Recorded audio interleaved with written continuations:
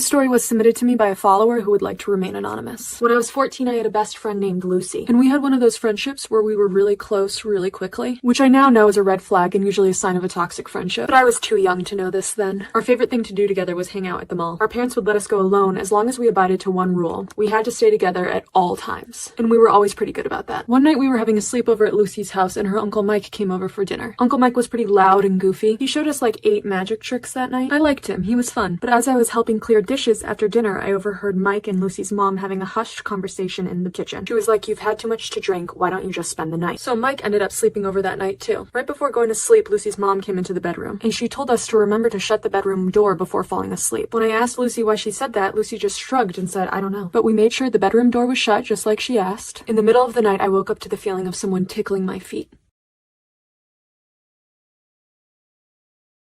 So I was having a sleepover at Lucy's house and I woke up in the middle of the night to someone or something tickling my feet. I scream and then I hear shuffling. Lucy wakes up and she's like, "What's wrong?" And I tell her that something was tickling my feet, but she doesn't believe me. I'm like, "Well, why is the door open? We shut it before we went to sleep." And she goes, "Relax. Sometimes it happens because there's a draft in the house." And I tell her that I think it was her uncle who was tickling my feet and she goes, "Oh, come on, you're hallucinating." And honestly, at the time I had a bad feeling about Lucy's reaction. It felt like she was gaslighting me and I had no idea why. A few weekends later, Lucy and I are chilling at the mall on a Saturday afternoon. My parents let us go to the mall together alone, but their one rule is that we have to stay together the whole time. They call it the buddy system. So that day, Lucy's acting weird. She keeps looking around nervously and checking her phone. She says she has to go to the bathroom, and I'm like, "Okay, I'll go with you." Because we always go together, even if the other person didn't have to pee. And Lucy's like, "No, I'll go alone. I'll be quick." And I'm like, "No, I'll just go with you." And she snaps really aggressively, and she's like, "Just stay here." And then she spins around and sprints away from me.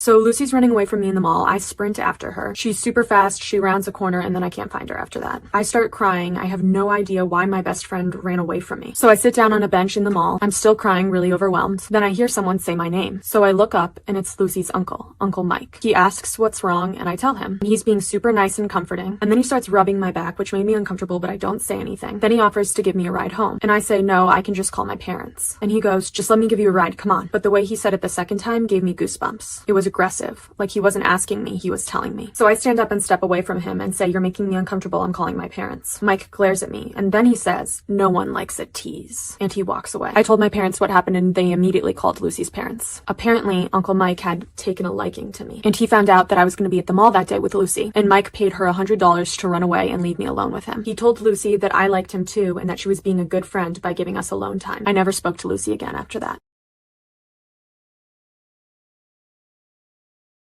Storytime about my roommate's crazy girlfriend. I'm a lesbian living with my good friend who's a guy. I own the apartment and rent out the room to him. A month ago, he met a girl online and they started dating. She's constantly at our place and I'll be honest, I don't like her. She's always been incredibly rude and standoffish towards me. I eventually learned that it's because she thought I had a thing for my roomie even after he told her I was gay, to which she replied that I don't look gay. A few weeks ago at a kickback at our place, I pulled her aside telling her that I really am gay and I hope that we could be friends. She seemed to take this very well and was overly friendly with me for the rest of the night. The next day, my roommate wanted to talk to me saying that his girlfriend feels uncomfortable around me after I drunkenly hit on her. What? I wasn't drunk at all and I'm not attracted to her whatsoever. I explained to my roommate what really happened and he was skeptical but took my word for it, chalking it up to a miscommunication. A week later, we had another kickback and his girlfriend was there, of course. I was cordial but stayed away so another miscommunication wouldn't happen. Towards the end of the night, another friend said to me, "Dude, what's going on? She's telling everyone that you've been hitting on her all night." I was pissed off and went up to her in front of everyone saying, "What the hell's going on? Why are you spewing lies about me hitting on you to all my friends?"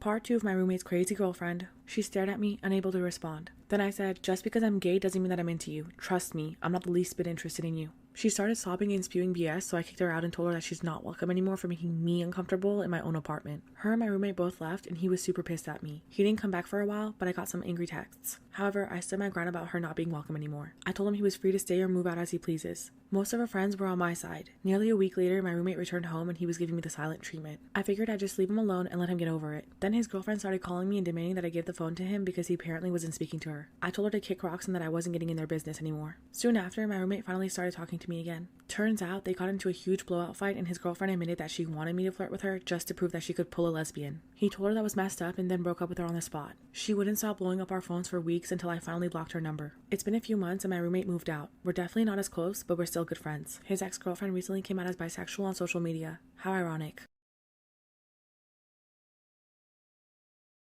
I am the eldest of 3 sisters, 23, 19, and 17. My youngest sister's boyfriend has made these really weird eyes at me before and has said flirty things, which I've always ignored and told her about. She would just go, LOL, that's just how he is. He doesn't mean anything by it. That's trifling as hell because you are my baby sister's boyfriend and it's gross AF for so many other reasons. Last night, my middle sister came to my apartment just to hang out. One minute we were watching Netflix and drinking wine, and the next minute she's breaking down crying, confessing that over her winter break, she slept with our younger sister's boyfriend. I was so shocked, the ability of speech failed me in that moment. I just sat there flabbergasted as she gave me the entire 4-week account of this fling that she had with him. She had just gotten out of a longish-term relationship herself and was heartbroken. According to her, he was around and down for whatever. When she was done, I asked her why she was telling me this, and she said that she hoped I'd be able to tell her what to do.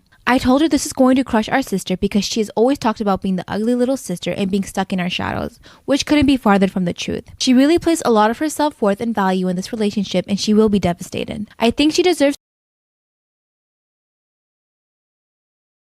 Storytime. Someone tried to murder me on a school trip. So during my senior year, I started talking to this guy that we can call Tyler.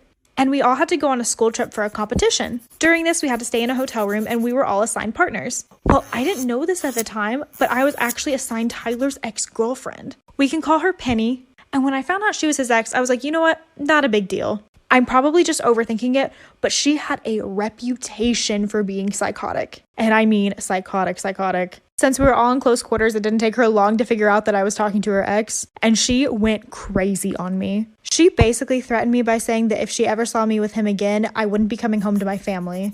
I still honestly didn't take her that seriously until the next day she saw us kissing, and she left the hotel room to buy throwing knives for when I got back. So when I reached the hotel room that day, she was yelling at me, threatening me, and then she took out one of the knives. Stay tuned for part 2.